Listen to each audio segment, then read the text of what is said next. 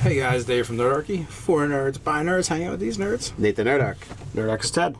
Did the church just make a clerical error, or is it a case of the cultists?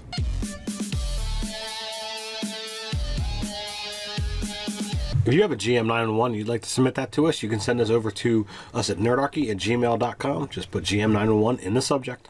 And as always, the original GM91 will be in the description below. So the gist of this one from DM Platt is there's a church that he wants to run one shot, and the premise of the adventure is there's a church, and the church has been infiltrated by cultists. How do you implement that into your game? Now, one shot, this might be a little bit harder because you have to have it come out in one session. So as making it happen in one session, they would have to interact with the people and realize that something is off, or that other people have stumbled upon clues and things just aren't right, and then they have to go do the investigation. Anytime I feel that a cult is going to kind of take over or get infested into something, they're going to do things slow and they don't want to be uncovered. So they're going to be careful about covering their tracks. My idea is kind of that, one, it's a one-shot. So in order to facilitate this, you're going to have had your players interact with this faith or this religion at some point. And there should be a contradiction between what they're seeing now and what they saw before. Right. So that they can have some kind of idea that something's wrong. And you might want to even do this as a role-playing thing where you have them all present and you do a sermon, right? It doesn't have to be like the full 45 minutes, I went to church sermon. But, you could do some snippets or whatever. And then you could do some flashbacks where you talk about previous sermons or preachings that the players have heard and how dramatically different they are. Now, in order for the cultists to be successful, it still has to stay in the same vein as the church.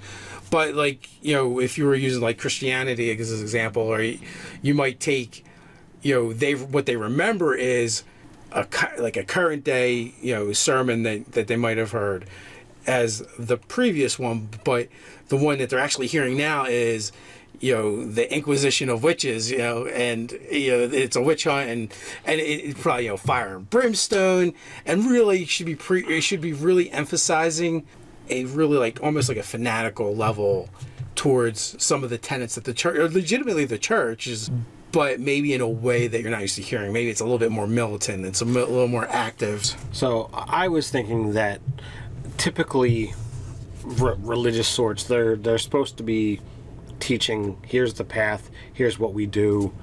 Well, what if you have the church, normally they go about their thing, well now they're calling to action, and you were talking about, oh well, there's this thing that we don't like, or this thing that we don't normally do. Well, what if it's now, all right, it's up to you have to be the one to go out and doing it. It can't just be us, it's all of us. And by putting that call to action, it's going to actually make that change, not only within the clergy itself, but in those actually attending the service. So perhaps over time, that message is slowly changed from the, okay, well, your souls are in our hand, blah, blah, blah, to, well, we need to work together, to now you need to go do it. A good, for instance, is they're preaching, hey, this is the way to get to your heaven, but that's no longer good enough. It's no longer be a good person, don't do these things. It's, oh no, we must go find the people that are doing these things that we consider bad, and we must punish them. We're burning them at the stake. They're heretics or whatever. It's now instead of like you said, teaching everything, now they want to be militant and do it by the sword instead of the book.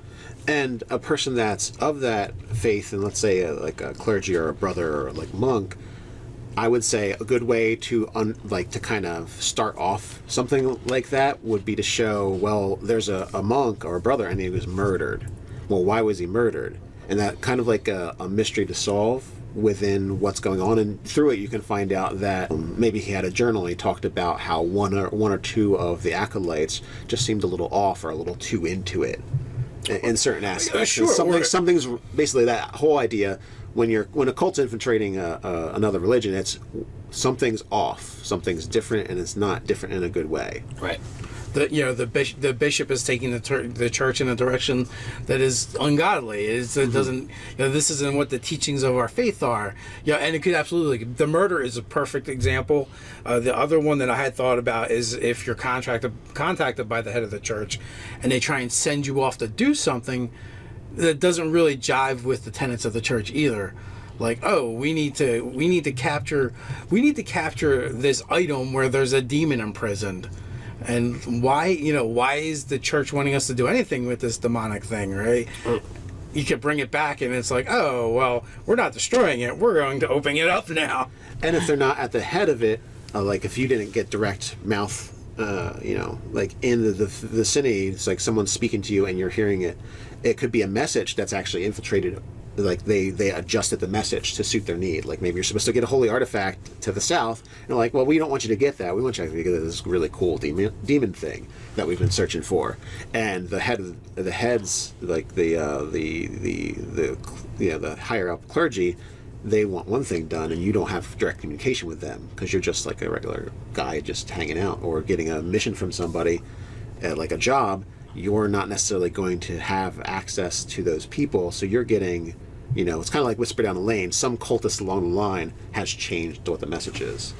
So I was thinking, tying a couple of these things together, what if, to start this off, the party was hired by the church to go do whatever mission that you see fit. It could be to return something, it could be to just go get some information, and the point of contact or the point of hire is no longer there. He's the one that is either fled or been murdered, and they could stumble upon this guy's journal. He's been murdered or chased off because there's things that are not right in the church. I mean, that's a easy way to get right into the investigation. I actually like all those ideas, and you think it's a one shot, right? So you got to cram it down their throat, right? You really let them know, and depending on what level they are. So I got a couple ideas. One, the church contacted you to do a job. You did the job, and that's when you're starting. The job has been completed. You're coming to the church. Yeah. With the mission in hand. Yes. Is that where you were going? That's absolutely where I was. Okay, so that happens, right?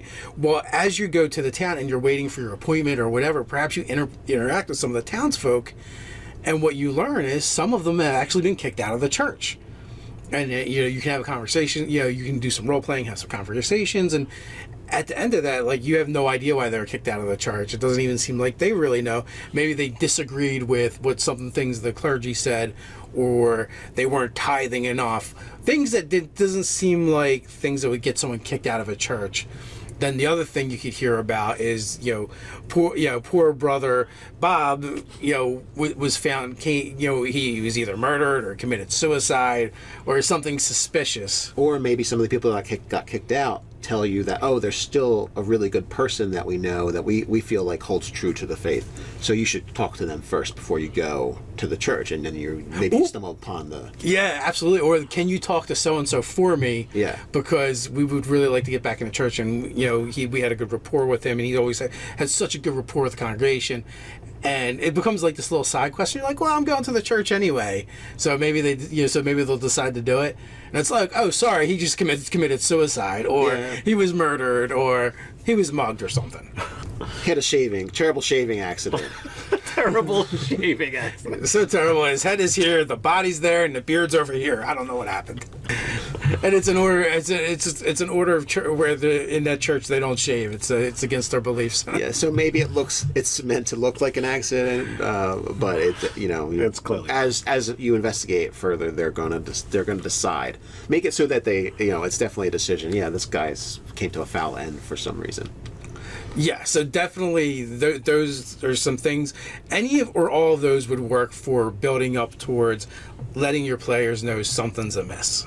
So what do you guys think? How would you handle this? What did we get wrong? What did we get right? Put your comments down below while you're at it. Don't forget to like, share, and subscribe. You can hang out with us over on Nerdarchy.com. You can patronize us in a good way over on Patreon. So until next time, stay nerdy.